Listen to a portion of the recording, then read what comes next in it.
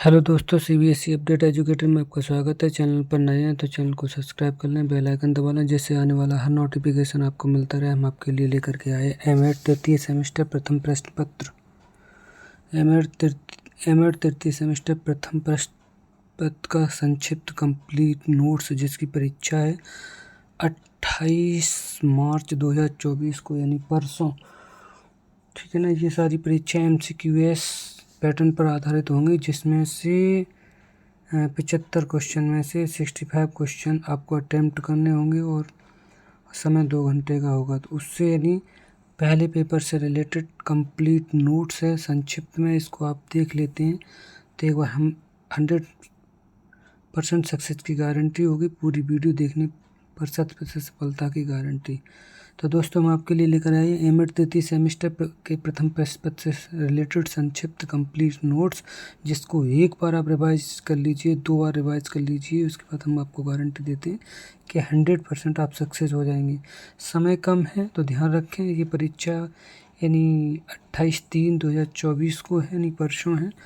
तो ठीक है ना। तो वीडियो को अंत तक अवश्य बने रहें। कहीं आपको कुछ पढ़ने की ज़रूरत नहीं है, समय कम है, नहीं आप पढ़ पाएंगे। लेकिन परीक्षा देने जाने से पहले इस वीडियो को देख करके अवश्य जाएँ, वॉच करके अवश्य जाएँ। हम आपको गारंटी देते हैं कि आप 100% सक्सेस रहेंगे। तो प्लीज़, ये अगर अभी तक आपने चैनल को सब्सक्राइब नहीं किया तो चैनल को सब्सक्राइब कर लीजिए, बेल आइकन दबा लीजिए, वीडियो को शेयर कर दीजिए, जिससे अपने साथियों को जो भी परसों यानी 28/3/2024 को एमएड तृतीय सेमेस्टर की परीक्षा दे रहे हैं या जिनकी बैक है, री है, एक्स है, उन सभी के लिए वीडियो को शेयर कर दीजिए, जिससे ज़्यादा से ज़्यादा लोग इसका लाभ उठा सकें। ठीक है, चलो वीडियो की शुरुआत करते हैं। प्लीज़ एक बार चैनल को सब्सक्राइब अवश्य कर लें, वीडियो को अंत तक अवश्य बने रहें। चलो वीडियो की शुरुआत करते हैं। देखिए किस तरीक़ा से हम अगर विभिन्न प्रकार की विधि उनसे संबंधित मनोवैज्ञानिक एवं प्रवर्तक कैसे याद करते हैं, सबसे सिंपल और संक्षिप्त तरीका, आसान तरीका है। देखिए, आला के रूप में हमने कुछ छंद बनाए हैं, उसके रूप में आप विभिन्न प्रकार की विधियों के प्रवर्तकों को याद कर सकते हैं। जैसे अरस्तु नियम उदाहरण देता और संवाद प्लेटो कराए, करी योजना किल पर टिकने प्राविल, किंडरगार्टन जाए, बेसिक शिक्षा गांधी देते, बुढ़वत प्रश्नावली कराए, प्रश्न के उत्तर सुकरात देता, कार्लवेल सभी खेल खिलाए, हीगल तर्क करे रोजाना, अभ्यास पेस्टालॉजी कराए, आर्मस्ट्रांग अन्वेषण खोजे, आसवन मस्तिष्क चलाए, विनेटिका है कार्लटन के विलियम प्रयोग रहे कराए, हेलन परफेस्टला डल टल्लाई, मारिया मॉन्टेसरी शोर मचाए। इसके माध्यम से आप विभिन्न विधियों के मनोवैज्ञानिक या प्रवर्तकों को हम याद कर सकते हैं। ठीक है ना। जैसे नियम और उदाहरण विधि, यानी निगमन और आगमन विधि किसने दी थी? नियम मतलब नियम, ठीक है ना। उदाहरण मतलब आगमन, अरस्तु ने दी थी। संवाद विधि प्लेटो ने दी। योजना या प्रोजेक्ट विधि किलपैट्रिक ने दी। किंडरगार्टन विधि फ्रोबल ने दी। ठीक है। इनमें से कम से कम आपको 2-3 सवाल देखने को मिलेंगे। बेसिक शिक्षा प्रणाली गांधी जी ने दी। प्रश्नावली विधि वुडवर्थ ने दी। तर्क विधि हीगल ने दी। अभ्यास विधि पेस्टालॉजी ने दी। अन्वेषण और खोज विधि, ठीक है ना, आर्मस्ट्रांग ने दी। ठीक है ना। ठीक है। अन्वेषण जो होता है, इनोवेशन, वो नई खोज के लिए होता है, और खोज विधि पुरानी चीज़ पे सर्च करना, ये विधि किसने दी थी? ठीक है ना, आर्मस्ट्रांग ने दी। मस्तिष्क विधि आसवर ने दी थी। विनेटिका कार्लटन ने दी थी। प्रयोग विधि विलियम ने दी थी। और डाल्टन विधि हेलन पार्कहर्स्ट ने दी। और मॉन्टेसरी विधि मारिया मॉन्टेसरी ने दी। इस तरीक़ा से हम तमाम प्रकार की विधियों को संक्षिप्त में आसानी से याद कर सकते हैं। चलो अगले पेज पर हम पहुँचते हैं, देखते हैं। अब ये देखिए, आपका ये पेज को हम देखेंगे, एमएड तृतीय सेमेस्टर प्रथम प्रश्न MD 301A। ठीक है ना। प्राथमिक शिक्षा यानी एलिमेंट्री एजुकेशन, यूनिट फर्स्ट में हम देखेंगे प्राथमिक शिक्षा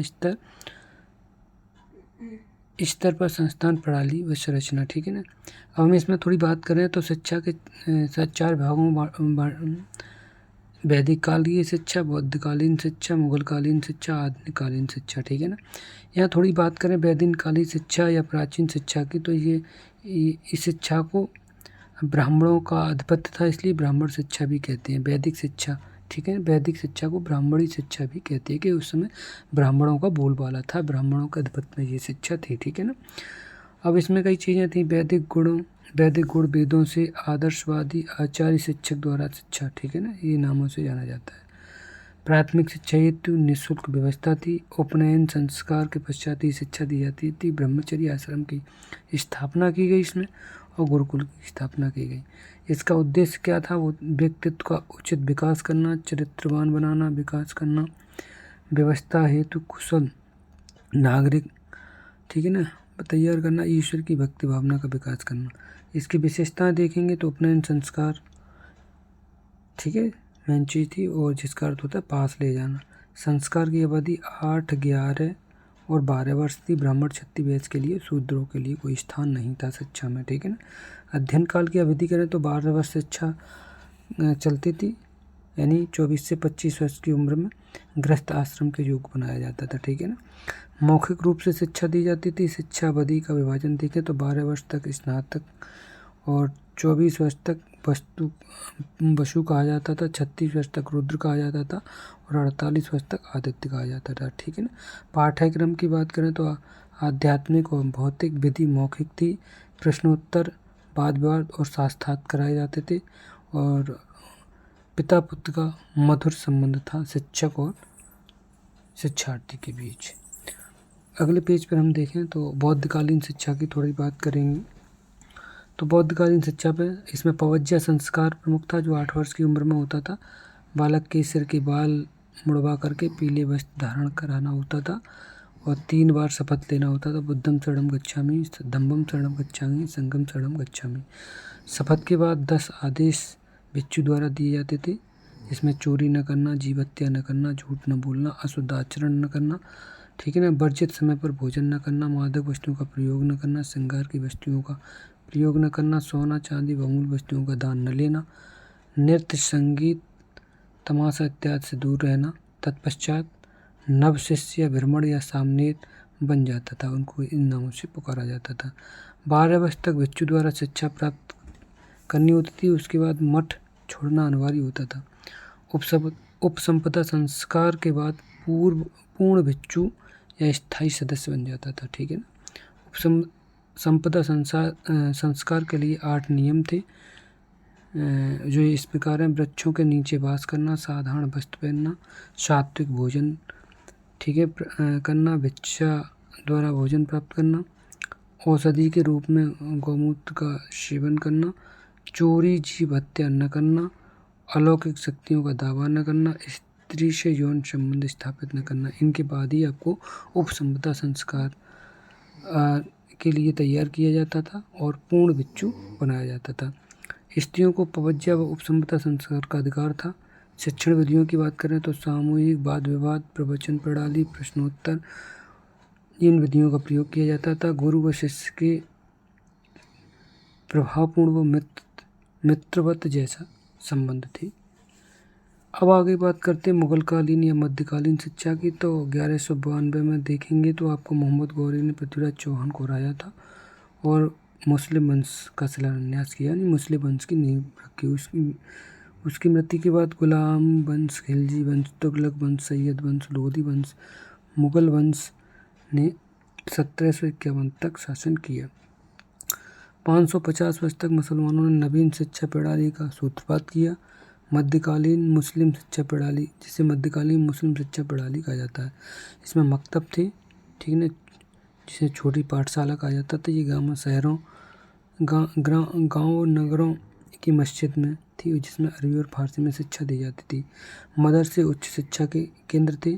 स्त्री शिक्षा पर रोक थी। पर्दा प्रथा का प्रचलन बहुत अधिक था, ठीक है ना। तो ये संक्षिप्त नोट है एमएड के लिए, तो थोड़ा सा संक्षिप्त में देखते जाए। मुख्य बिंदु होंगे जिनसे संबंधित MCQS प्रश्न बनते हैं। तो वीडियो को बीच बीच में शेयर भी करते रहिए, कमेंट करके माध्यम से बताते रहिए कि वीडियो हमारी आपको कैसी लग रही है, ठीक है ना। अब आगे थोड़ा सा हम देखते हैं। तो ये देखिए आधुनिक शिक्षा है। स्वतंत्रता पूर्व 1893 में अमरेली प्रदेश में, ठीक है ना, ये दोड़ा के महाराजा थे सयाजी राव गायकवाड़ द्वारा प्रारंभिक शिक्षा को अनिवार्य शिक्षा बनाया गया और 1906 में संपूर्ण राज्य में लागू किया गया, ठीक है ना। इसमें लागू किया गया, संपूर्ण राज्य में लागू कर दिया है। थोड़ी और आगे देखें तो बात करें हम, ठीक है ना। गोपाल कृष्ण गोखले ने 19 मार्च 1910 को 10वें केंद्रीय धारा सभा के सामने प्रस्ताव प्रस्तुत किया जिसमें निःशुल्क एवं अनिवार्य शिक्षा को बढ़ावा मिला। गोखले ने 17 मार्च 1911 को केंद्रीय धारा सभा के सामने विधेयक प्रस्तुत किया। 17 मार्च 1912 को जिसे अस्वीकृत कर दिया गया। गोखले ने बिल के प्रभाव स्वरूप विट्ठल भाई पटेल ने 1918 में राज्य के सभी नगरपालिकाओं में केवल मुंबई को छोड़कर प्रथम शिक्षा को अनिवार्य बनाने का निर्णय पारित किया।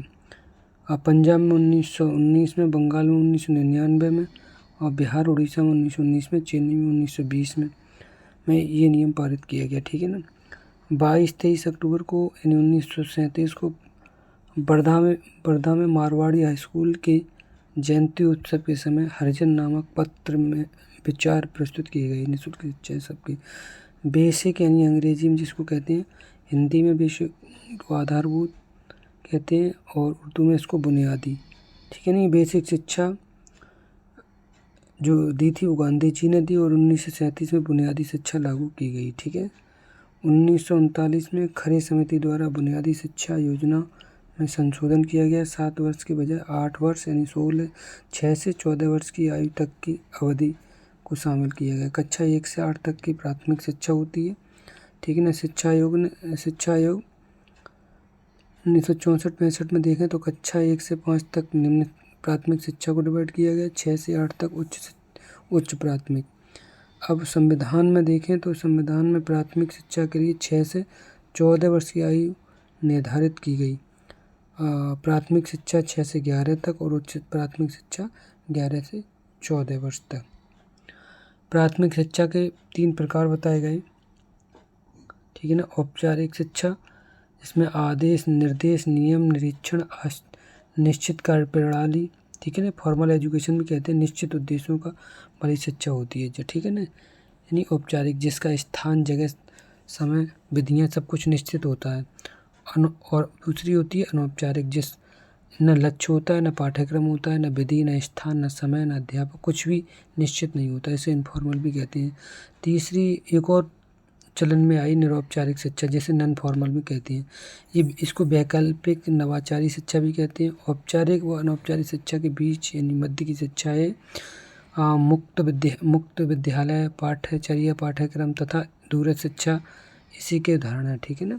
जैसे डिस्टेंस एजुकेशन भी कहते हैं, वो सब निरौपचारिक शिक्षा में आती है। दूरस्थ शिक्षा के अन्य नाम पत्राचार शिक्षा, मुक्त अधिगम और बहुमाध्यम शिक्षा, स्वतंत्र अध्ययन इन नामों से भी जाना जाता है। पूर्व प्राथमिक शिक्षा के जनक जर्मन शिक्षा शास्त्री फ्रोबेल हैं।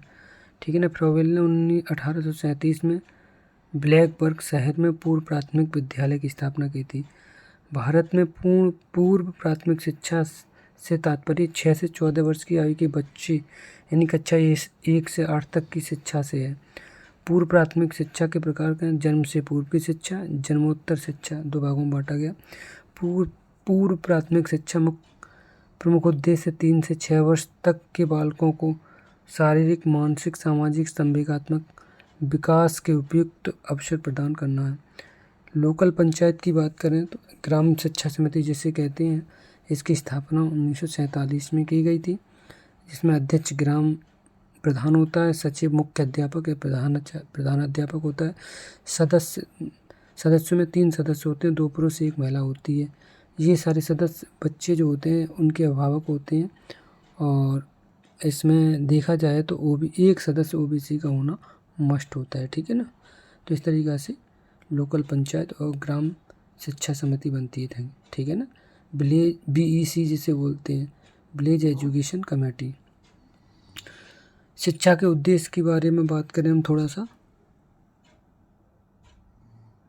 तो शिक्षा का उद्देश्य, ज्ञानात्मक उद्देश्य, GW कर्टिस ने बताया ज्ञान ही राज्य का दृढ़ आधार है। डॉक्टर राधाकृष्णन की बात करें तो विवेक के अभाव में ज्ञान निरर्थक है। ठीक है ना। आगे बात करें शारीरिक विकास का उद्देश्य, तो अरस्तु ने कहा स्वस्थ शरीर में स्वस्थ मस्तिष्क का वास होता है। चरित्र विकास का उद्देश्य। हार्वर्ड ने कहा, नैतिकता को मानव जाति और फलतः शिक्षा के समान रूप से सबसे श्रेष्ठ माना गया है। गांधी जी ने कहा, जब भारत स्वतंत्र हो जाएगा तब आपकी शिक्षा का उद्देश्य होगा। उनका उत्तर था चरित्र निर्माण। स्पेंसर ने कहा, मनुष्य की सबसे बड़ी आवश्यकता और रक्षक चरित्र है, शिक्षा नहीं। दूसरा, शिक्षा का उद्देश्य। चौथा है सांस्कृतिक विकास का उद्देश्य। अब संस्कृति को कल्चर कहते हैं इंग्लिश में, और कल्चर, ठीक है ना, कल्चर कल्टस से बना है या कल्टीवेटस से, जिसका अर्थ होता है मनस्य या मस्तिष्क का विकास, ठीक है ना। संस्कृति मस्तिष्क का विकास या उन्नति है। सम्यक यानी उचित संस्कार ही संस्कृति है। लंदन से प्रकाशित टाइम्स लिटरेसी सप्लीमेंट ने बताया कि विश्व में संस्कृति की 1 से 2 परिभाषाएं प्रचलित हैं। हॉर्न की बात करें तो हॉर्न ने कहा, संस्कृति व्यापक अर्थ में सामाजिक कुशलता के समान है। मैथ्यू आर्नोल्ड ने बताया, अपने शब्दों में कहा, संस्कृति व्यापक अर्थ में मिठास तथा प्रकाश है। भारत में प्राथमिक शिक्षा के सार्वजनिकरण की आवश्यकता एवं महत्व। तो इसमें बताया, व्यक्तित्व का विकास, समाज का विकास होता है, राष्ट्रीय विकास होता है, लोकतंत्री व्यवस्था, व्यावसायिक प्रगति और माध्यमिक शिक्षा की तैयारी, स्वशिक्षा, दैनिक जीवन की आवश्यकताओं की पूर्ति, साक्षरता का प्रसार, अंतर्राष्ट्रीय सद्भावना विकास, ठीक है ना। ये सारी आवश्यकताएं और महत्व होते हैं। अगले पेज पे थोड़ा बढ़ते हैं, तो अगले पेज पे हम देखेंगे मानव जीवन की प्राथमिक शिक्षा का क्या महत्व है, ठीक है ना। तो जैसे कारथान ने बताया, शिक्षा मनुष्य का निर्माण करती है। कमेनियस ने बताया, शिक्षा संपूर्ण मनुष्य का विकास है और मनुष्य का अंतिम चरम लक्ष्य ईश्वर के एकाकार स्थापित करना है। व्यक्ति की दृष्टि शिक्षा का महत्व देखें हम तो भर्तृहरि ने कहा, शिक्षा के अभाव में हम पशु के समान हैं, ठीक है ना, हम सब पशु हैं।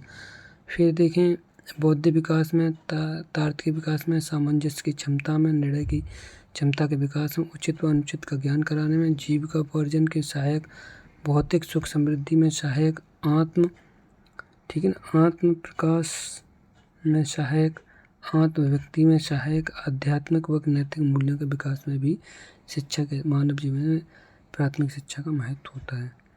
दूसरा देखें समाज व राष्ट्र की दृष्टि से शिक्षा का महत्व। विश्व सरकार देखें, विश्व एक, ठीक है ना, में एक पृथ्वी एक परिवार, हम मतलब पृथ्वी एक ही परिवार के रूप में देखते हैं। विश्व समाज है हमारा, विश्व बंधुत्व के रूप में हम देखते हैं, विश्व शांति के रूप में देखते हैं। शिक्षा की आवश्यकता, व्यक्तिगत, सामाजिक, सांस्कृतिक, राष्ट्रीय, इन चारों रूपों में शिक्षा की आवश्यकता होती है। प्रशासन, एडमिनिस्ट्रेशन इंग्लिश में कहते हैं। प्रशासन शब्द का प्रयोग पहले लैटिन में प्रयोग किया गया था प्राचीन काल में। प्रशासन का शब्द सर्वाधिक प्रयोग रोमन में किया गया। निश्चित रूप से जर्मनी व ऑस्ट्रिया की कमेरियल विचारधारा द्वारा है दिया गया। प्रोसे ने कहा, प्रशासन नीति यानी पॉलिसी है। जिनकी ने कहा, प्रशासन व्यवस्थापन है, मैनेजमेंट है। और बानजुस्टी ने कहा, प्रशासन इकोनॉमी है, ठीक है ना। तो ये तमाम प्रशासन के बारे में एक्सप्लेन किया गया।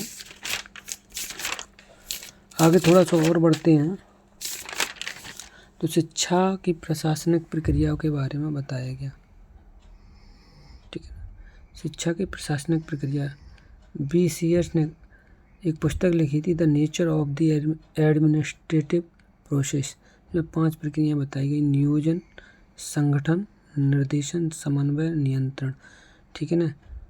हैगबिन ने प्रशासनिक प्रक्रिया में नायकत्व यानी लीडरशिप को जोड़ दिया। इसी में American association of school administrators द्वारा प्रभावित ईयरबुक में 5 तत्वों को शामिल किया गया, जिसमें नियोजन, प्रावधान करना, उत्प्रेरण, समन्वय, मूल्यांकन, ठीक है ना। इन चीज़ों, अलग अलग विचारधाराओं ने शिक्षा प्रशासनिक प्रक्रिया में निम्न कार्यों को शामिल किया। निर्णय, नियोजन, संगठित करना, संगठन करना 2 प्रकार से था, औपचारिक और अनौपचारिक। संप्रेषण, निर्देशन करना, और समन्वय। समन्वय भी 2 प्रकार का 2 प्रकार का देखिए साधन है, भौतिक संसाधन व मानवीय संसाधन। फिर रिपोर्ट तैयार करना, बजट बनाना, मूल्यांकन करना। जॉन डेवी ने की बात करें, ठीक है ना, जॉन डेवी ने तो जॉन डीवी की बात करेंगे तो जॉन डीवी अमेरिका का निवासी था और इसने एक बात कही थी, कहाँ का निवासी था, अमेरिका का। उसने बात कही थी ये स्कूल लघु समाज है। स्कूल के बारे में परिभाषा दी, स्कूल जो है लघु समाज है। दूसरी यूनिट में थोड़ा सा देखेंगे, यूनिट 2 आ जाइए। भारत में स्वतंत्रता के पश्चात प्राथमिक शिक्षा, ठीक है ना। 1964-66 में भारतीय शिक्षा आयोग की सिफारिश के बाद राष्ट्रीय शिक्षा नीति 1968 में बनी थी और 10+2+3 के साझे ढांचे को स्वीकार किया गया। गणित व विज्ञान को अनिवार्य विषय बनाया गया व कार्य अनुभव को महत्व दिया गया। 1985 में श्री राजीव गांधी प्रधानमंत्री बने थे। 1986 में शिक्षा नीति बनाने वाले ने शिकायत की। 1986 की शिक्षा नीति की बात करें तो जनवरी 1985 में भारत सरकार ने घोषणा की कि देश के लिए एक नई शिक्षा नीति बनाई जाएगी, ठीक है ना। 29 पेजों का अभिलेख शिक्षा की राष्ट्रीय नीति 1986 के सत्र बजट में फरवरी मार्च में स्वीकृत किया गया। संसद ने अगस्त 1986 में अपना अनुमोदन दे दिया और राष्ट्रीय शिक्षा नीति का निर्माण 3 मुख्य चरणों पर आधारित था, ठीक है ना। 1985 में ई शिक्षा के चैलेंज का प्रकाशन हुआ। 29 पेजों वाले अभिलेख का प्रकाशन जनवरी 1986 में शिक्षा की राष्ट्रीय शिक्षा नीति 1986 हुई। अगस्त 1986 एक्शन प्रोग्राम के विस्तृत 204 पेजों वाले अभिलेख का प्रकाशन हुआ। एनईपी अभिलेख में प्रस्तावना और शिक्षा का पूर्ण विस्तार 10 भागों में किया गया, ठीक है। ये एनईपी न्यू एजुकेशन पॉलिसी 1986 में तैयार की गई, जिसमें परिचयात्मक था, शिक्षा का सार योगदान था। भाग 3 में शिक्षा की राष्ट्रीय प्रणाली थी और भाग 4 में शिक्षा और समानता की बात कही गई।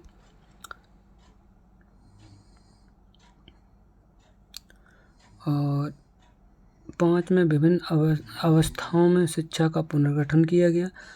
भाग 6 में तकनीकी एवं प्रबंधन शिक्षा की बात कही गई और भाग 7 में शिक्षा की विषय वस्तु एवं प्रक्रिया को रीओरिएंट करना बताया गया। 8 को खाली रखा गया। भाग 9 में अध्यापक की बात कही गई और 10 में शिक्षा का प्रबंधन और 11 में संसाधन एवं पुनरावलोकन और 12 में भाग में भविष्य की बात बताई गई। 10+2+3 शिक्षा प्रणाली लागू कर दी गई इसी में। अब इसमें बात करेंगे तो 5 तक 1 से 5 तक की शिक्षा +3 में, ठीक है ना। 8 तक की 6 से 8 तक की शिक्षा प्राइमरी, जिसे उच्च प्राइमरी भी कह सकते हैं। उसके बाद हायर सेकेंडरी 9-10। उसके बाद बात करें थोड़ा सा तो सीनियर सेकेंडरी 11-12 इस तरीक़ा से। और +3 की बात करें तो यहाँ पर स्नातक, ठीक है ना। इस तरीक़ा से इसका विवरण किया गया। और एनसीएफ न्यू ठीक है ना, एनसीएफ नेशनल करिकुलम फ्रेमवर्क 2005 में प्रस्तुत किया। राष्ट्रीय पाठ्यक्रम संरचना की स्थापना 2005 में हुई। करिकुलम क्यूरेरिस लैटिन भाषा से बना, जिसका मतलब दौड़ का मैदान, रेस कोर्स। कोठारी कमीशन 1964-66 में प्रस्तावित द्वारा, यानी जिसके अध्यक्ष थे दौलत सिंह कोठारी द्वारा प्रस्तावित पाठ्यक्रम बनाया गया, जिसमें बात करेंगे पहले निम्न प्राथमिक स्तर का पाठ्यक्रम कक्षा 1 से 4 तक, जिसमें एक भाषा, मातृभाषा या क्षेत्रीय थी। गणित था, वातावरण का अध्ययन, जिसमें कक्षा 3-4 में विज्ञान व सामाजिक अध्ययन वातावरण के रूप में था। सृजनात्मक क्रियाएं थी, कार्य अनुभव और समाज सेवा को शामिल किया, स्वास्थ्य शिक्षा को शामिल किया। उच्चतर प्राथमिक स्तर का पाठ्यक्रम यानी कक्षा 5 से 7, जिसमें 2 भाषाएं शामिल की गई। मातृभाषा या प्रादेशिक थी और दूसरी हिंदी अंग्रेजी, इन दोनों अनिवार्य थी। तीसरी वैकल्पिक रूप में अंग्रेजी प्रादेशिक कोई भी ले सकते थे। फिर गणित, विज्ञान, कला, ठीक है, कार्य अनुभव और समाज सेवा, शारीरिक सामाजिक अध्ययन, इतिहास, भूगोल और नागरिकता शामिल था। शारीरिक शिक्षा थी। नैतिक व आध्यात्मिक मूल्यों की शिक्षा, इनको शामिल किया गया। उसके बाद आपका आता है निम्न माध्यमिक स्तर का पाठ्यक्रम, जो कक्षा 8 से 10 तक था, जिसमें 3 भाषाएं थीं। मातृभाषा, अब हिंदी क्षेत्र के लिए मातृ या प्रादेशिक भाषा, उच्च निम्न स्तर की हिंदी, उच्च निम्न स्तर की अंग्रेजी, कोई एक ले सकते थे, ठीक है ना। इनमें से तो कोई 3 भाषाएं लेनी थी। और जो हिंदी क्षेत्र के लिए मातृभाषा या प्रादेशिक अंग्रेजी, और तीसरी थी अन्य आधुनिक भारतीय भाषा, ठीक है ना, जैसे शास्त्रीय लैंग्वेज है उसके अकॉर्डिंग। उसके बाद गणित था, विज्ञान थी, इतिहास, भूगोल, नागरिक शास्त्र था, कला थी, कार्य अनुभव, समाज सेवा, शारीरिक शिक्षा, नैतिक व आध्यात्मिक मूल्यों की शिक्षा। और फिर उच्चतर माध्यमिक स्तर का पाठ्यक्रम जो 11-12 के लिए था, उसमें 50% को व्यवसाय की शिक्षा दी जाती थी, शेष सामान्य शिक्षा दी जाए, ये प्रावधान था। कोई 2 भाषा लेनी थी, आधुनिक भारतीय हो, विदेशी, शास्त्रीय कोई भी हो। कोई 3 विषय और एक अतिरिक्त भाषा, इतिहास, भूगोल, ठीक है ना, अर्थशास्त्र, इनमें से कोई 3 विषय ले सकते थे, कोई 3 इनमें से, तर्कशास्त्र, मनोविज्ञान, समाजशास्त्र, कला, भौतिक विज्ञान, जीव विज्ञान, रसायन विज्ञान, गणित, भूगोल या गृह विज्ञान। कला, उसके बाद देखें जाए तो कला, वास्तुकला अनिवार्य थी, नैतिक आध्यात्मिक मूल्य विकास था। अब थोड़ी सी आगे देखें, केंद्रीय शिक्षा मंत्रालय द्वारा प्रकाशित 10+2+3 major change in school education में 49 कार्यों को स्थान दिया गया। शिक्षा आयोग 1964-66 की संस्तुति तथा 1968 में शिक्षा की राष्ट्रीय नीति संबंधी प्रस्ताव केंद्रीय शिक्षा परामर्श दाता मंडल ने नवंबर 1974 में 10+2+3 की शैक्षिक संरचना को 5वीं पंचवर्षीय योजना में लागू करने का निर्णय लिया गया। 1976,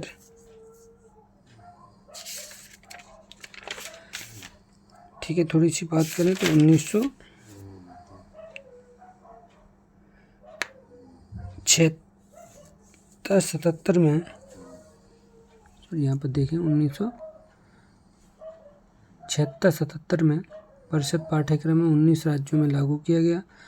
जुलाई 1977 में पुनर्निरीक्षण समिति की नियुक्ति हुई, जिसके अध्यक्ष डॉक्टर ईश्वर भाई पटेल, जो गुजरात विश्वविद्यालय अहमदाबाद के थे, वो इसके अध्यक्ष थे। 1977 में देखेंगे तो 1977 में रिव्यू कमेटी ने अपनी रिपोर्ट भारत सरकार को दी, जिसकी मुख्य सिफारिशें थी गांधी जी की बेसिक शिक्षा को आधार बनाया जाए और एवं कार्य शिक्षा पर जोर दिया जाए। समिति ने शिक्षा पाठ्यक्रम की निम्न रूपरेखा निर्धारित की। प्राथमिक शिक्षा पाठ्यक्रम कक्षा 1 से 4 तक, जिसमें भाषा, गणित, पर्यावरण शिक्षा, जिसमें सामाजिक प्रगति और स्वास्थ्य शिक्षा थे और समाज उपयोगी उत्पादक कार्य थे, खेलकूद तथा सृजनात्मक क्रियाओं का आयोजन। कक्षा 5 से 8 का पाठ्यक्रम में भाषाएं, गणित, विज्ञान का एकीकृत पाठ्यक्रम, इतिहास, भूगोल और नागरिक शास्त्र था। समाज उपयोगी उत्पादक कार्य तथा स्वास्थ्य शिक्षा, खेलकूद, शारीरिक शिक्षा तथा निरीक्षण अध्ययन। कक्षा 9 से 10 का पाठ्यक्रम में भाषाएं थी, ठीक है ना, गणित वैकल्पिक विषय, विज्ञान वैकल्पिक विषय, इतिहास, नागरिक शास्त्र, भूगोल का पाठ्यक्रम कोई एक लेना अनिवार्य था। नीचे देखेंगे संगीत, नृत्य, चित्रकला, गृह विज्ञान, कृषि, वाणिज्य, अर्थशास्त्र, सामाजिक पुनर्निर्माण, और उसमें समाज उपयोगी उत्पादक कार्य, सामुदायिक सेवा, खेल कूद, शारीरिक शिक्षा व निरीक्षण इनको शामिल किया गया। फिर नवीन पाठ्यक्रम की संरचना 2005 NCF 2005 द्वारा प्राथमिक विद्यालय में प्रवेश की आयु सीमा 6 वर्ष निर्धारित कर दी गई। फिर जिला प्राथमिक शिक्षा कार्यक्रम यानी DPEP द्वारा प्राथमिक शिक्षा की उचित व्यवस्था की गई, ठीक है ना, DPEP द्वारा।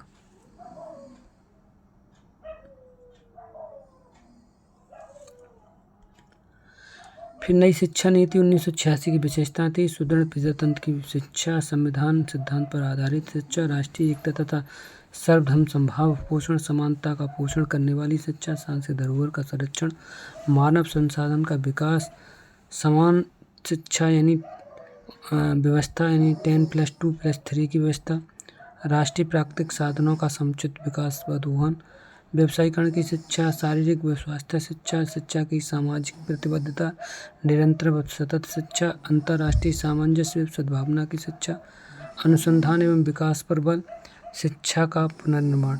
श्यामपट खड़िया मुहिम के द्वारा अनिवार्य प्राथमिक शिक्षा के लिए प्रचार प्रसार हेतु सामग्री को उपलब्ध कराया गया। ऑपरेशन ब्लैक बोर्ड इसी मुहिम का हिस्सा है। नवोदय विद्यालय की स्थापना अक्टूबर 1986 में की गई, जिसमें 75% ग्रामीण और 25% शहरी लेने थे। SC के बच्चे 15% और ST के बच्चे 7.5% ले रहे थे। बाकी में OBC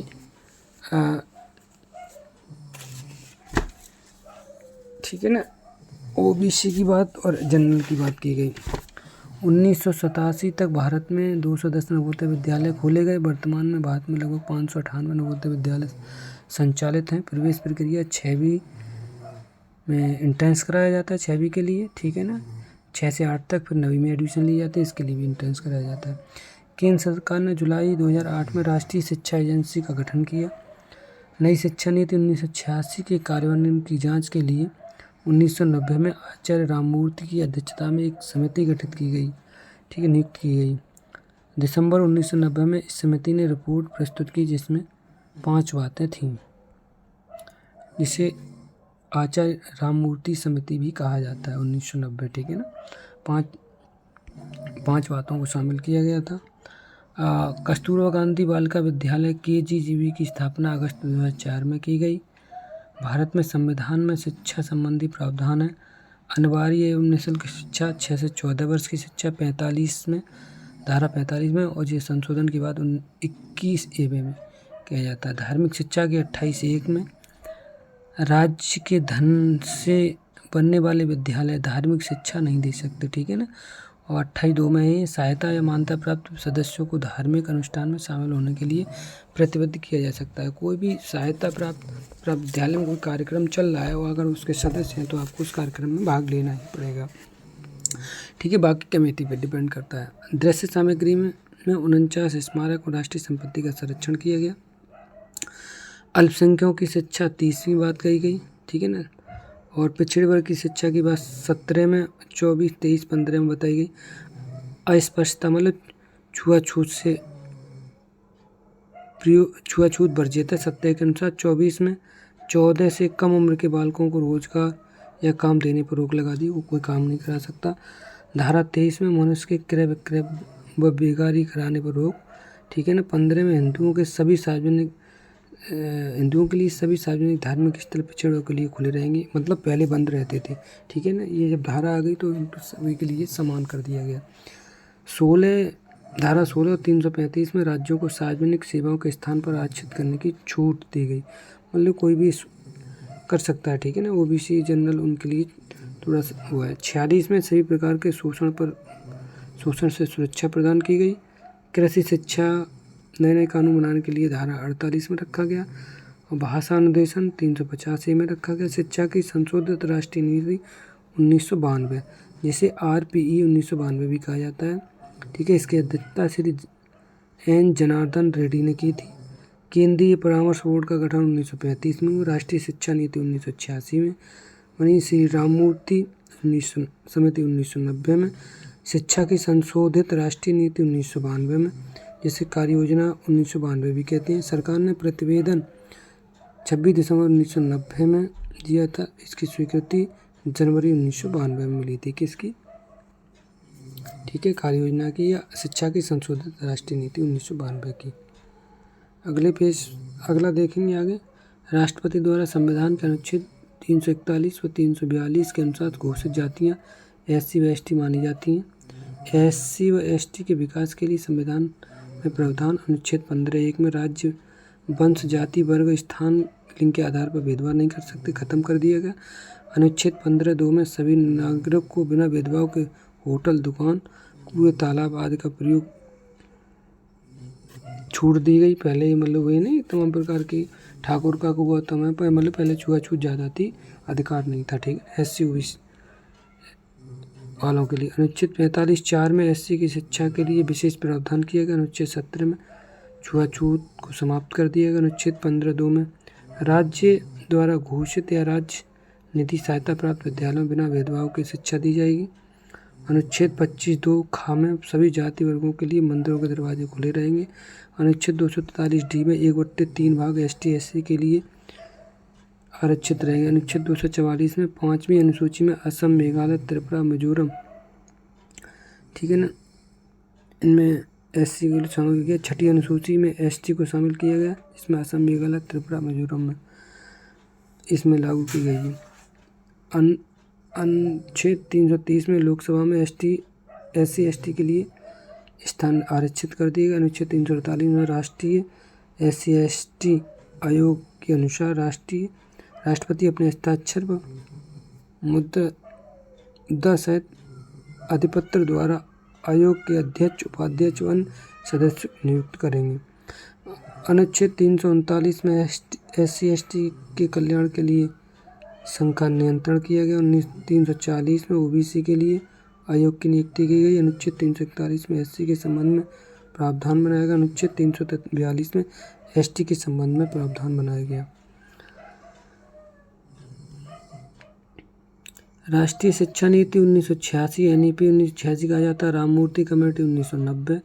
राममूर्ति कमेटी संतुष्टिया या संशोधन जैसे बोला जाता है 1992। समानता का अधिकार कानून के रूप में सर्वप्रथम 1975 अमेरिका में लागू हुआ था।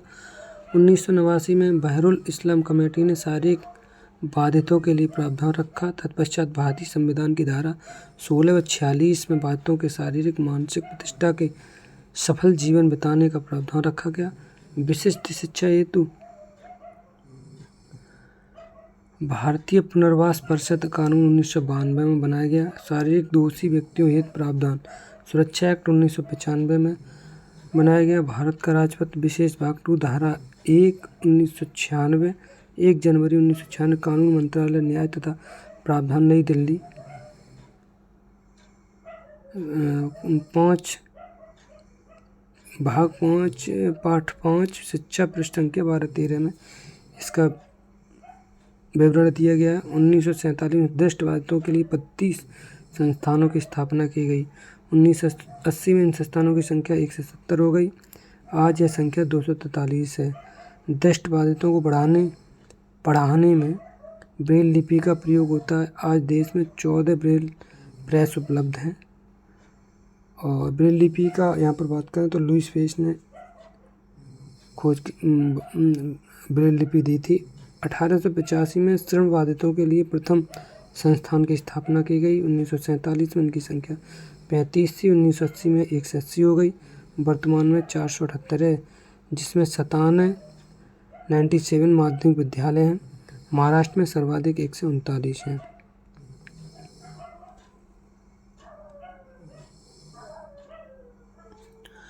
1881 में बाड़ी बाधितों के लिए प्रथम संस्थान की स्थापना की गई। 1947 में मानसिक मंदबुद्धि बालकों के लिए 3 विद्यालय थे। धीरे धीरे इनकी संख्या 200 हो गई। वर्तमान में 600 विद्यालय। 1993 में प्रथम मानसिक पक्षाघात विद्यालय की स्थापना हुई, जो अब 12 हो चुकी है। राष्ट्रीय असमर्थता पुनर्वास सूचना केंद्र NICDR ने आयोग अपंग बालकों को 12 वर्गों में बांटा गया। अपंग बालकों के प्रशिक्षण संस्थान 315 हैं, जिनमें प्रमुख संस्थान ये हैं: अमर ज्योति संस्थान नई दिल्ली, महावीर विकलांग केंद्र जयपुर, निवेदिक प्रोस्थेटिक केंद्र चंडीगढ़, ठाकुर हरिप्रसाद केंद्र हैदराबाद।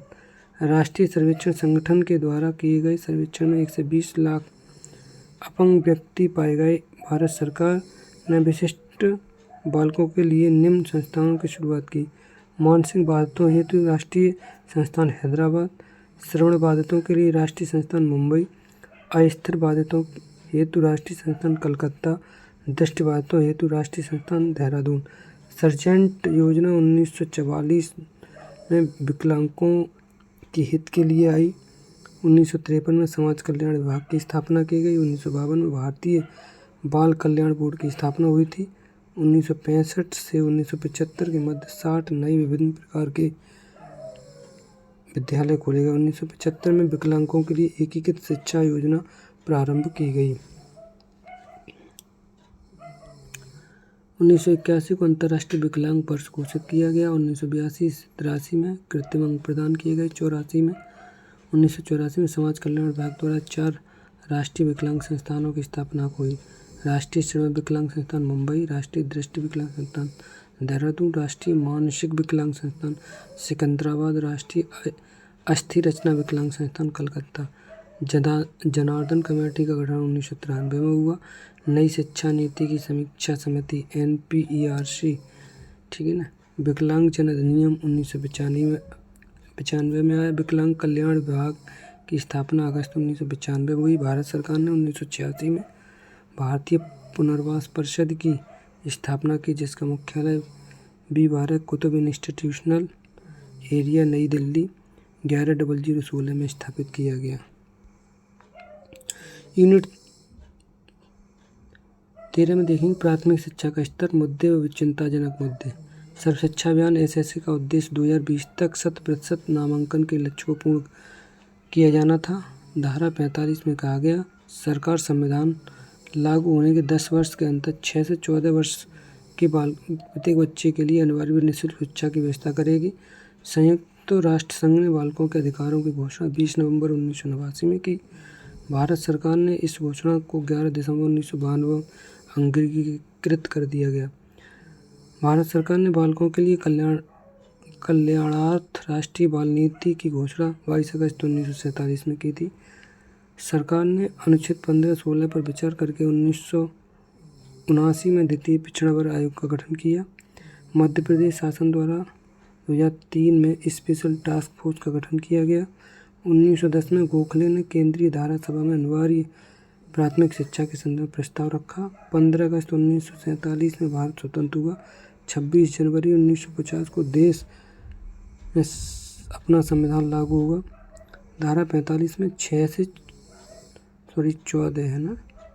14 वर्ष के लिए निःशुल्क एवं अनिवार्य शिक्षा की व्यवस्था की गई। 71 वर्ष बाद भी इस लक्ष्य को प्राप्त नहीं किया जा सका, जिसके कारण धन की कमी, जनसंख्या वृद्धि, कर्तव्यों निष्ठा में कमी, सामाजिक पिछड़ापन, वैचारिक मतभेद भी शामिल हैं। पंचवर्षीय योजनाओं के अंतर्गत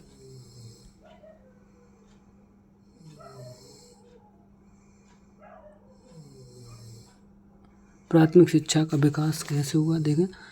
पहली प्रथम पंचवर्षीय योजना 1951 में प्रथम पंचवर्षीय योजना जो 51 से 56 तक चली। इसमें 1 से 53 करोड़ का बजट था। 85 करोड़ प्राथमिक शिक्षा का खर्च हुआ।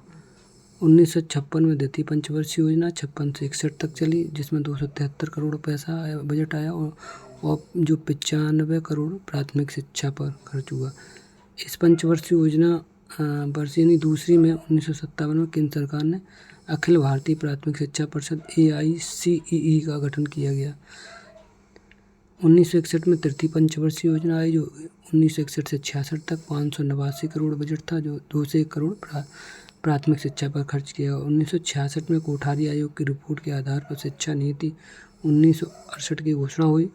1969 में चतुर्थ पंचवर्षीय योजना जो 1969 से लेकर के 74 तक चली, 786 करोड़ बजट था और 239 करोड़ प्राथमिक शिक्षा पर खर्च हुआ। और 1974 में पाँचवीं पंचवर्षीय योजना 74 से 79 तक, जिसका बजट था 912 करोड़, 317 करोड़ प्राथमिक शिक्षा पर खर्च हुआ। पाँचवीं पंचवर्षीय योजना के अंतर्गत निःशुल्क शिक्षा 6 से 14 वर्ष के बच्चों के लिए निःशुल्क पाठ्य पुस्तकें, लेखन सामग्री वितरित की गई। 6 से 14 वर्ष के बालकों के लिए निरौपचारिक शिक्षा की व्यवस्था की गई, जो औपचारिक रूप से न ले पाए, अक्षम थे। 1970 में छठवीं पंचवर्षीय योजना जो 1970 से 84 तक चली, 836 करोड़ बजट था। 1985 में सातवीं पंचवर्षीय योजना 85 से 90 तक चली, 7633 करोड़ बजट था, 2849 करोड़ प्राथमिक शिक्षा पर खर्च हुआ। और 1987-88 में ब्लैक, जो 87 में बोला जाता है, ऑपरेशन ब्लैक बोर्ड योजना शुरू की गई। 1992 में आठवीं पंचवर्षीय योजना जो 92 से 97 तक के बीच थी, जिसका बजट था 19,600 करोड़, जो 9,201 करोड़ प्राथमिक शिक्षा पर खर्च हुआ। 1994 में शैक्षिक दृष्टि से पिछड़े बालकों के लिए जिला प्राथमिक शिक्षा कार्यक्रम DPEP शुरू किया गया, ठीक है ना। यानी जिला प्राथमिक शिक्षा कार्यक्रम DPEP 1994 में शुरू हुआ या इसकी स्थापना हुई। 1997 में नई पंचवर्षीय योजना, नवी पंचवर्षीय योजना 97 से 2000 तक, जिसका बजट था 20,881.6 करोड़, जिसमें 1,184.4 करोड़ प्राथमिक शिक्षा पर खर्च हुआ। नवंबर 2000 में सर्व शिक्षा अभियान SSA मंजूर किया गया। जनवरी 2001 में सर्व शिक्षा अभियान की शुरुआत हुई, ठीक है ना। आगे देखेंगे 2002 में 10वीं पंचवर्षीय योजना आई, जो 2000 से 2007 तक चली।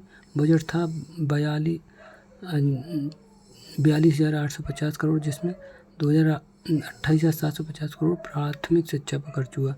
इसी के दौरान 2002 में छठवां संशोधन कर धारा 21A जोड़ी गई, जिसके द्वारा 6 से 14 वर्ष की आयु के बच्चों के लिए निःशुल्क एवं अनिवार्य शिक्षा का मूल अधिकार घोषित कर दिया गया। ठीक है ना। अब बीच में 11-12 पंचवर्षीय योजना गायब कर दी गई और फिर 13वीं 2017 में 13वीं पंचवर्षीय योजना 2017 से 22 तक जो अभी तक चल रही है, ठीक है ना, लागू हुई चल रही है। आचार्य राममूर्ति 1990 में आई। संशोधित कार्य योजना 92 में आई। DPEP जिला प्राथमिक शिक्षा कार्यक्रम 94 में शुरू किया गया। 1994 में योजना 7 राज्यों के 42 जिलों में शुरू हुई। आज 14 राज्यों के 163 जिलों में योजना चल रही है। ये 14 राज्य थी: असम, हरियाणा, कर्नाटक, केरल, महाराष्ट्र, तमिलनाडु, मध्य प्रदेश, गुजरात, हिमाचल प्रदेश, उड़ीसा, आंध्र प्रदेश, पश्चिम बंगाल, उत्तर प्रदेश और बिहार। विस्तार: राजस्थान के 10 जिलों, उत्तर प्रदेश के 35 अतिरिक्त जिलों, उड़ीसा के 8 तथा पश्चिम बंगाल के 5 जिलों में करने की तैयारी है। 86वां संशोधन कर 21A जोड़ा गया 2002 में। विश्व बैंक ने भारत की प्राथमिक शिक्षा पर चिंता प्रकट की एवं रिपोर्ट प्रस्तुत की 1997 में। निःशुल्क एवं अनिवार्य शिक्षा अधिकार अधिनियम 2009 21A के अंतर्गत प्रस्तुत करता है। अनुच्छेद 21 का यानी ए और शिक्षा अधिकार RTE 1 अप्रैल 2010 में प्रभावी हुआ। RTE के शीर्षक में निःशुल्क एवं अनिवार्य शिक्षा शब्द जोड़ा गया। केंद्र सरकार व मानव संसाधन के संयुक्त प्रयासों से 2001 में ऐसे सर्व शिक्षा अभियान प्रारंभ किया गया। सर्व शिक्षा अभियान 2001 का उद्देश्य 2010 तक संतोषजनक गुणवत्ता वाली प्राथमिक शिक्षा के सार्वभौमिकरण को प्राप्त करना। इस योजना में 8 कार्यक्रम शामिल हैं। इनमें से ICDS integrated child development scheme या बाल विकास समन्वय योजना, आंगनबाड़ी आदि शामिल है। कस्तूरबा गांधी बालिका विद्यालय की शुरुआत 2004 में हुई। उसके बाद SSA में से विलय कर दिया गया। मध्याह्न भोजन मिड डे मील की शुरुआत 15 अगस्त 1995 में की गई। इसकी शुरुआत बच्चों की उपस्थिति कम होने के कारण की गई थी। 2001 में समस्त नामांकनों के 5% पालकों की छात्रवृत्ति प्रदान करने का लक्ष्य बनाया गया। धारा 351 में स्पष्ट किया गया कि संघ का कर्तव्य है कि वह हिंदी भाषा के विकास एवं प्रचार को प्रोत्साहित करे। संविधान की 8वीं अनुसूची में धारा 344 फर्स्ट और 351A में 15 भाषाओं को राष्ट्रीय भाषाओं की भांति मान्यता दी गई, जिनमें असमिया, गुजराती, बंगला, हिंदी, कन्नड़, कश्मीरी, मलयालम, मराठी, उड़िया, पंजाबी, संस्कृत, सिंधी, तमिल, तेलुगु, उर्दू शामिल है। 1992 में संविधान संशोधन द्वारा 8वीं अनुसूची में कोंकणी, मणिपुरी और नेपाली को भी शामिल कर लिया गया। शिक्षा के मौलिक अधिकार 6 हैं वर्तमान में, ठीक है ना। 2002-21 86वीं संशोधन के अनुसार समता का अधिकार, अनुच्छेद 14 से 18 में स्वतंत्रता का अधिकार, 19 से 22 में शोषण के विरुद्ध अधिकार, 23 से 24 में धर्म की स्वतंत्रता का, 25 से 28 में अनुच्छेद में संस्कृति शिक्षा संबंधी, 29 से 30 में संवैधानिक उपचार अनुच्छेद 32 में शामिल किए गए। ये 6 मौलिक अधिकार हैं। अब यूनिट 4 में देखें प्रारंभिक शिक्षा के सार्वभौमिकरण की नीतियाँ व कार्यक्रम। प्राथमिक शिक्षा के नामांकन बनाए रखने एवं उपस्थिति के साथ साथ बच्चों के पोषण स्तर को सुधारने के लिए राष्ट्रीय पोषण सहयोग कार्यक्रम 15 अगस्त 1995 में, जिसे मिड डे मील मध्याह्न भोजन कार्यक्रम भी कहते हैं, शुरू किया गया। 2002 में प्राथमिक शिक्षा कक्षा 1 से 5 तक के साथ साथ AGS व AIE केंद्रों पर भी लागू किया गया। प्रतिबालक यानी प्रतिदिवस 100 ग्राम खाद्यान्न एवं सामग्री खर्चा, ठीक है ना, यानी सामग्री खर्चा मतलब ऐसे कह सकते हैं लाना ले जाने के लिए 50 रुपये प्रति कुंटल। 2004 में संशोधन कर सरकारी सहायता प्राप्त स्कूलों एवं AGS व AIE केंद्रों पर बच्चों के लिए 300 कैलोरी और 10 ग्राम प्रोटीन का पके हुए मध्याह्न भोजन की व्यवस्था की गई। AGS मतलब एजुकेशन गारंटी स्कीम, और AI का फुल फॉर्म होता है अल्टरनेटिव एंड इनोवेटिव एजुकेशन। 2006 जुलाई में रसोई लागत के लिए इस योजना में फिर से संशोधन किया गया और 1000 रुपये रसोइया के लिए अलग से निर्धारित किए गए। 1985 में ऑपरेशन ब्लैक बोर्ड की स्थापना की गई। भारत में ऑपरेशन ब्लैक बोर्ड की स्थापना वैसे 1987 में की गई, ठीक है। डाइट का पूरा नाम, डाइट की स्थापना 1986 में हुई, जिसका पूरा नाम होता है district institute of education and training, जिला शिक्षा प्रशिक्षण संस्थान। SCERT का पूरा नाम state council of educational research and training है। इसकी स्थापना 1981 में हुई थी। राज्य शैक्षिक अनुसंधान तथा प्रशिक्षण परिषद। NCERT की स्थापना 1961 में हुई। NCERT का पूरा नाम है national council of educational research and training, राष्ट्रीय शैक्षिक अनुसंधान तथा प्रशिक्षण परिषद।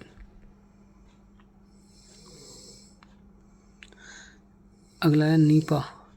नीपा की स्थापना 1962 में हुई। इसका पूरा नाम है national institute of educational planning and administration, राष्ट्रीय शैक्षिक आयोजन एवं प्रशासन संस्थान। सामाजिक कुरीतियों की बात करें तो बाल विवाह, भ्रष्टाचार, दहेज, छुआछूत, जैसे अस्पृश्यता, स्त्रियों पर अत्याचार, जाति प्रथा, ये सभी समाधान का एक ही समाधान है कि संपूर्ण समाज को शिक्षित किया जाए, शिक्षा दी जाए। यूनिट 5 में थोड़ा सा देखें, प्रारंभिक शिक्षा पाठ्यक्रम का मूल्यांकन। शिक्षा के 3 प्रमुख अंग होते हैं, शिक्षक, शिक्षार्थी, पाठ्यक्रम। शिक्षा द्विध्रुवीय प्रक्रिया है, एडम्स ने कहा था। शिक्षा द्विध्रुवीय प्रक्रिया है, DV ने कहा था। ABCD याद रखेंगे तो एडम्स ने कहा द्विध्रुवीय प्रक्रिया है और DV ने कहा 3 ध्रुवीय प्रक्रिया है, ठीक है ना। इस तरीके से याद कर लेंगे ABCD। पाठ्यक्रम को अंग्रेजी में करिकुलम कहते हैं और जो क्यूरेरे शब्द से लैटिन भाषा से बना है, जिसका अर्थ होता है दौड़ का मैदान, रेस कोर्स। फ्रोबेल ने कहा पाठ्यक्रम को मानव जाति के संपूर्ण ज्ञान और अनुभव का सार समझा जाना चाहिए।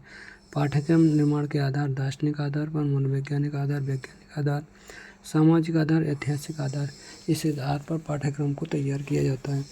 भारत में पाठ्यक्रम के दोष हैं, क्या क्या हैं वो? संकुचित दृष्टिकोण, विविधता का अभाव होता है, लचीलेपन का अभाव है, जीवन में संबंधित नहीं है, सैद्धांतिक विषय अधिक है। और इसमें और भी चीज़ें, व्यावसायिक विषयों की कमी है, पुस्तकीय ज्ञान पर बल दिया जाता है, स्थानीय आवश्यकताओं की अपेक्षा की जाती है, दृष्टिकोण विशेषज्ञ का चलता है, सह संबंधों की कमी होती है। पाठ्यक्रम के प्रकार: विषय केंद्रित पाठ्यक्रम, अनुभव केंद्रित पाठ्यक्रम, बाल केंद्रित पाठ्यक्रम, सह संबंधित पाठ्यक्रम, कोर पाठ्यक्रम, केंद्रित कार्य केंद्रित पाठ्यक्रम, शिल्पकला केंद्रित पाठ्यक्रम। मूल्यांकन की प्रविधियों की बात करें तो निरीक्षण, साक्षात, प्रश्नावली, क्रम निर्धारण, छात्रों द्वारा निर्मित वस्तुएं, पड़ताल, सूची, अभिलेख। परीक्षा प्रविधि की बात करें तो मौखिक परीक्षा, लिखित परीक्षा। लिखित में निबंधात्मक होती है, वस्तुनिष्ठ होती है। थोड़ा सा आगे देखें, उत्तम परीक्षण के गुण विशेषताएं।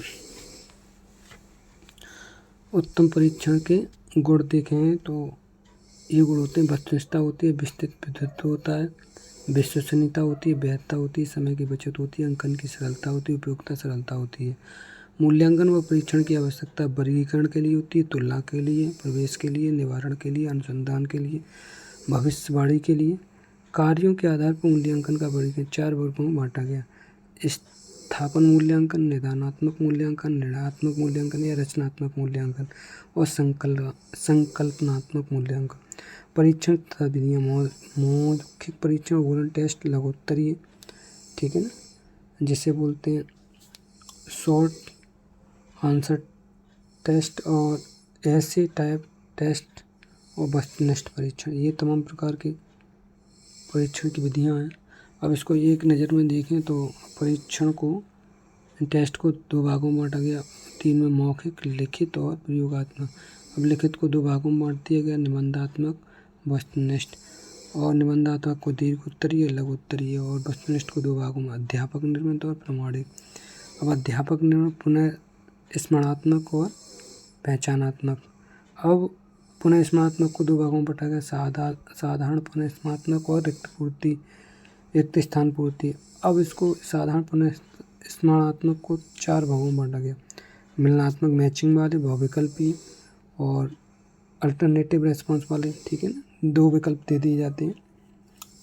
और अनुपातात्मक, एनालॉजी, ठीक है ना, जैसे कि दूध, जैसे कि मान लीजिए दूध का संबंध घी से है ना। तो इस तरीक़ा से आगे और दे दिया, ठीक है।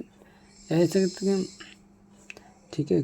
किताब का संबंध पढ़ाई से है, ठीक है ना। तो खेत का संबंध किससे होगा, इस तरीक़ा के लॉजिक वाले।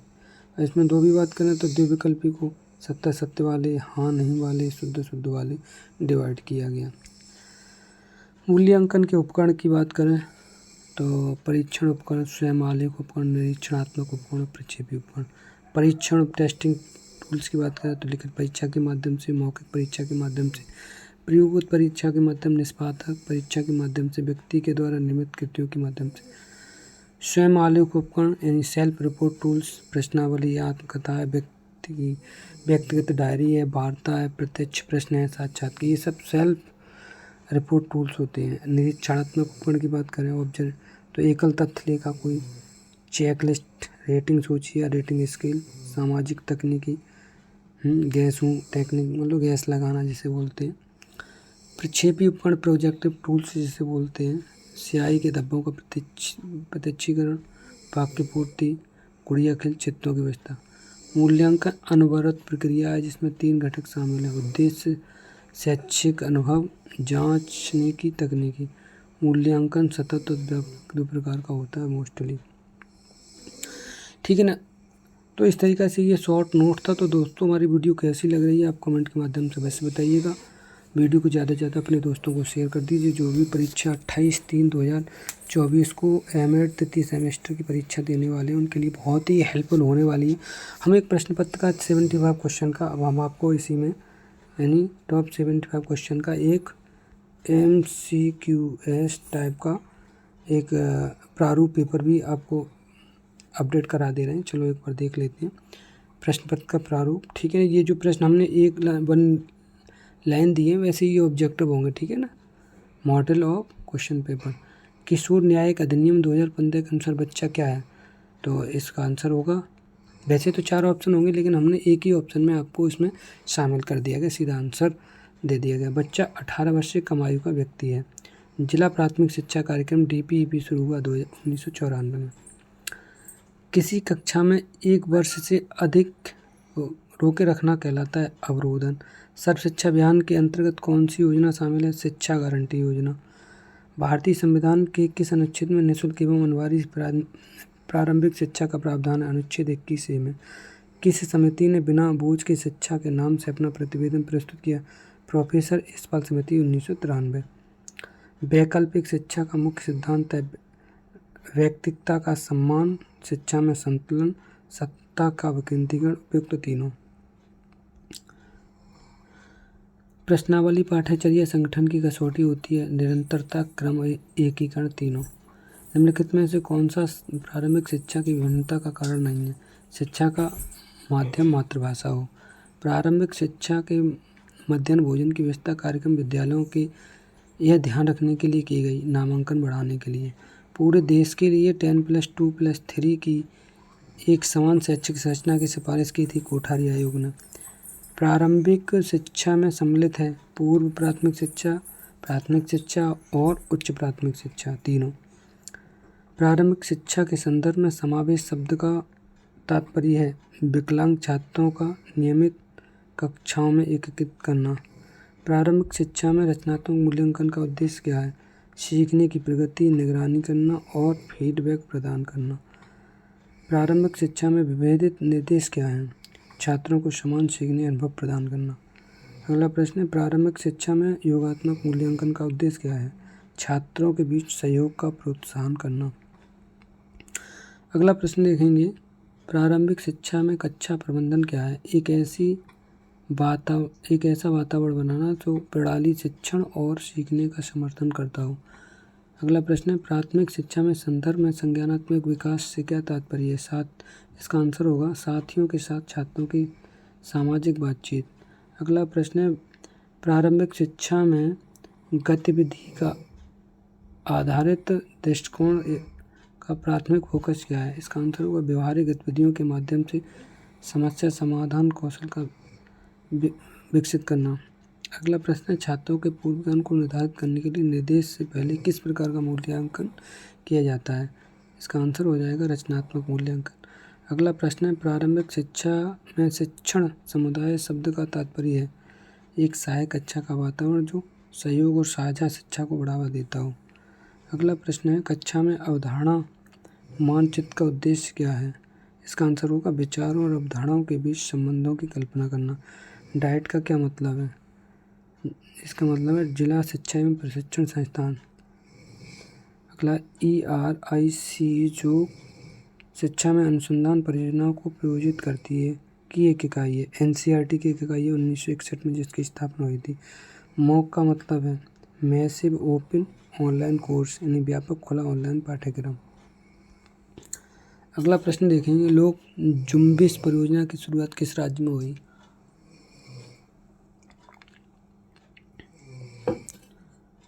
तो इसकी शुरुआत जो है लोक जुम्बिश परियोजना की शुरुआत राजस्थान में की गई। कौन सा शैक्षिक सिद्धांतकार सामाजिक रचनावाद की अवधारणा के लिए जाना जाता है? लेव वाइगोत्स्की। मापन में पहला चरण है, क्या मापना है इसका निर्णय करना। स्वतंत्र भारत में शिक्षा पर पहली राष्ट्रीय शिक्षा नीति शुरू की गई थी 1968 में। भारत को निःशुल्क एवं अनिवार्य शिक्षा का अधिकार अधिनियम किस वर्ष पारित हुआ? 2009 में। डाइट की स्थापना किसकी सिफारिश में से एक का परिणाम है? राष्ट्रीय शिक्षा नीति 1986। शिक्षा आयोग की रिपोर्ट 1964-66 का शीर्षक था बिना बोझ के सीखना। अगला प्रश्न है, सुधार के लिए ऑपरेशन ब्लैक बोर्ड कार्यक्रम शुरू हुआ प्राथमिक शिक्षा के सुधार के लिए। अगला प्रश्न है, भाषा के सहसंबंध में कोठारी आयोग द्वारा अनुशंसित नीति है त्रिभाषा सूत्र। शिक्षा कानून के एक विषय के रूप में सम्मिलित है समवर्ती सूची में। प्रारंभिक शिक्षा में स्थानीय निकायों की क्या भूमिका है? स्थानीय निकाय की भागीदारी, 100% नामांकन, ठहराव का वातावरण, विशिष्ट आवश्यकताओं वाले बालकों की स्कूल तक पहुंच सुनिश्चित करना। अगला, बाल श्रम निषेध अधिनियम भारतीय किस वर्ष लागू हुआ? 1986 में। कौन सा शिक्षा का सार्वभौमिक उद्देश्य है? समग्र विकास। किंडरगार्टन पद्धति के संस्थापक थे फ्राबेल। 6 से 14 वर्ष के बालक बालिकाओं के लिए निःशुल्क एवं अनिवार्य शिक्षा का प्रावधान है अनुच्छेद 21A में। शिक्षा के राष्ट्रीय प्रमुख कार्यक्रम SSC का उद्देश्य है प्रारंभिक शिक्षा का सार्वभौमिकरण। SSC के अंतर्गत BEC का अर्थ है ग्राम शिक्षा समिति, यानी विलेज एजुकेशन कमेटी। अगले पेज पर देखें, अगला प्रश्न है, संस्थागत शिक्षा को इस नाम से भी जाना जाता है औपचारिक शिक्षा। प्राथमिक शिक्षा के सार्वभौमिकरण का अर्थ प्रदान करना है 614 वर्ष की आयु के बच्चों की निःशुल्क एवं अनिवार्य शिक्षा। भारतीय संविधान का अनुच्छेद जो 14 वर्ष की आयु तक सार्वभौमिक निःशुल्क एवं शिक्षा का प्रावधान करता है अनुच्छेद 45। भारत में राष्ट्रीय साक्षरता मिशन NLM किस वर्ष प्रारंभ किया गया? 1988 में।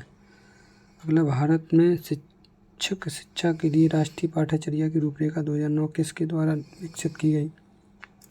NCTE के द्वारा, national council for teacher education. किस प्रकार का प्रश्न बनाना अधिक विश्वसनीय होता है? तो बहुविकल्पीय, ठीक है। सीखने की प्रक्रिया की निगरानी के लिए किस प्रकार के मूल्यांकन की उपयोग किया जाता है? रचनात्मक मूल्यांकन। भारत में ऑपरेशन ब्लैक बोर्ड कब शुरू हुआ? 1987 में। शिक्षा आयोग की प्रारंभिक शिक्षा के क्षेत्र में प्रमुख सिफारिशें क्या थीं? विज्ञान एवं गणित शिक्षा पर जोड़, मध्याह्न भोजन का प्रावधान, पड़ोस का विद्यालय, ये सभी। प्रारंभिक स्तर के ही निर्देशन एवं परामर्श की व्यवस्था का सुझाव किसने दिया? शिक्षा आयोग ने।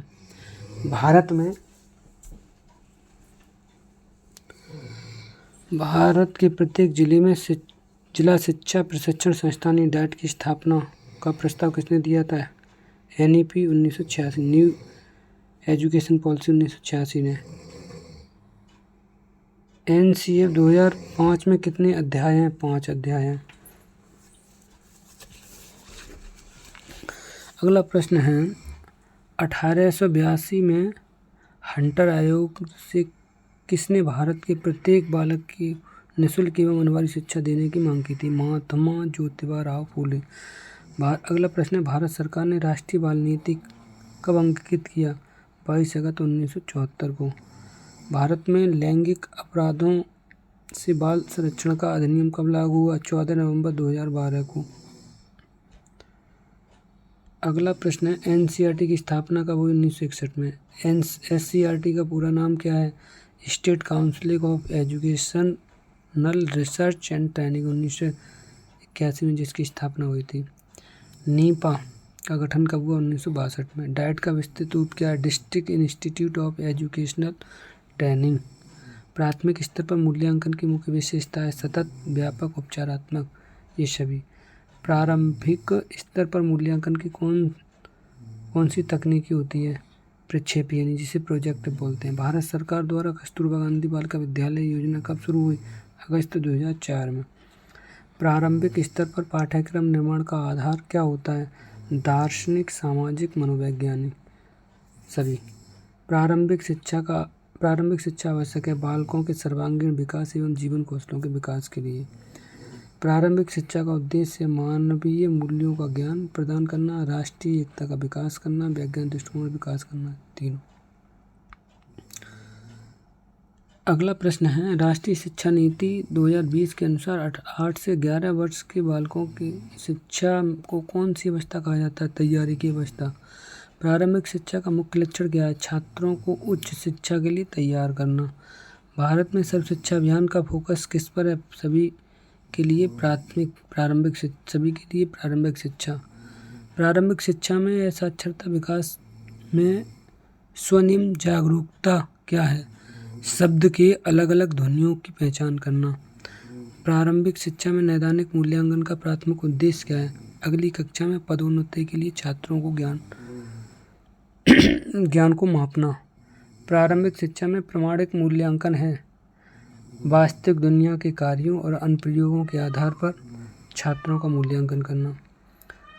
अगला प्रश्न है, प्रारंभिक शिक्षा में महत्वपूर्ण सोच का उद्देश्य क्या है? समस्याओं का विश्लेषण, मूल्यांकन और समाधान के लिए छात्रों की क्षमताओं का विकास करना। अंतिम है, भारत में जुवेनाइल जस्टिस एक्ट कब लागू हुआ था? तो ये 2016 में लागू हुआ था। तो दोस्तों, हमारी वीडियो आपको कैसी लगी कमेंट के माध्यम से वैसे बताइएगा। वीडियो को ज़्यादा से ज़्यादा लाइक कर दीजिए, शेयर कर दीजिए, कमेंट कर दीजिए, और अभी तक अगर आपने चैनल को सब्सक्राइब नहीं किया तो चैनल को सब्सक्राइब कर दीजिए, ठीक है ना। यदि आप चाहते हैं अगली वीडियो भी आपकी अगली वीडियो के नोट्स भी, यानी पेपर MD 302, ठीक है ना, 302, 303 के संक्षिप्त नोट भी आपको प्रोवाइड कराया जाए, उसकी वीडियो प्रोवाइड कराई जाए, तो चैनल को सब्सक्राइब कर लीजिए। कमेंट के माध्यम से बताइए वीडियो कैसी लगी, ठीक है। इसके साथ साथ हम आपको लघु शोध यानी सिनॉप्सिस की फाइल बनाने का संपूर्ण तरीका बताएंगे कि आप सिनॉप्सिस की फाइल कैसे तैयार करनी है। तब के लिए जो आपका पेपर 28 तारीख को, उसकी तैयारी कर लीजिए, वीडियो को वॉच कर लीजिए। तो दोस्तों, वीडियो हमारी कैसी रहेगी, हम आपको तीनों पेपर का कंटेंट प्रोवाइड कराएंगे, इसके साथ साथ सिनॉप्सिस और डिसर्टेशन का भी कंटेंट प्रोवाइड कराएंगे, है ना। तो दोस्तों, वीडियो कैसी लगी कमेंट के माध्यम से अवश्य बताइएगा। वीडियो को ज़्यादा से ज़्यादा शेयर कर दीजिए, लाइक कर दीजिए, कमेंट कर दीजिए। अभी तक चैनल को सब्सक्राइब नहीं किया है तो चैनल को सब्सक्राइब कर दीजिए, ठीक है ना। जिससे तो मैं आपको गारंटी देते हैं 75 क्वेश्चन जो पेपर आएगा 2 घंटे का होगा, उसमें 65 प्रश्न करने को होंगे, इसमें से आपको, ठीक है ना, 40 से लेकर के 50 प्रश्न गारंटी के साथ मिलेंगे। तो वीडियो को वॉच कर लीजिए, ज़्यादा से ज़्यादा दोस्तों को शेयर कर दीजिए, कमेंट कर दीजिए, है ना। चैनल को अभी तक सब्सक्राइब नहीं किया तो प्लीज़ चैनल को सब्सक्राइब ज़रूर कर दीजिए। तो इसी तरीक़ा से हम आपके लिए बहुत ही महत्वपूर्ण और अच्छी वीडियो लेकर के लगातार आते रहते हैं, ठीक है ना। तो प्लीज़ वीडियो को ज़्यादा से ज़्यादा शेयर कर दिया करें, कमेंट कर दिया करें, और चैनल को सब्सक्राइब कर दिया करें। इसके साथ साथ हम MD 301, ठीक है ना, और 301 की वीडियो थी एमएड तृतीय सेमेस्टर की। इसके बाद 302 द्वितीय पेपर और तृतीय पेपर की वीडियो कंटेंट प्रोवाइड आपको कराएंगे। तो कमेंट के माध्यम से बस बताइए हमारी वीडियो आपको कैसी लग रही है। अच्छी लग रही है तो इसका कंटेंट भी हम आपको ज़रूर प्रोवाइड कराएंगे, ठीक है ना। लेकिन वीडियो को परीक्षा देने से जाने से पहले एक बार कंटेंट को, वीडियो को ज़रूर देख लीजिएगा, जिससे कि आपको किसी प्रकार की समस्या का सामना न करना पड़े, ठीक है ना। और हमें आशा ही नहीं, पूरा विश्वास है कि इसमें से ज़्यादा यानी 40 से लेकर के 50-55 प्रश्न आपको इस कंटेंट्स में से मिलेंगे ज़रूर। और इसी के साथ साथ हम आपको असाइनमेंट और सिनॉप्सिस की वीडियो भी प्रोवाइड कराएंगे, उसका कंटेंट भी प्रोवाइड कराएंगे कि कैसे बनानी है, ठीक है ना दोस्तों। तो वीडियो को ज़्यादा से ज़्यादा शेयर कर दीजिए, लाइक कर दीजिए, कमेंट कर दीजिए। आज के लिए इतना ही। Thank you so much. Best of luck. जय हिंद, जय भारत।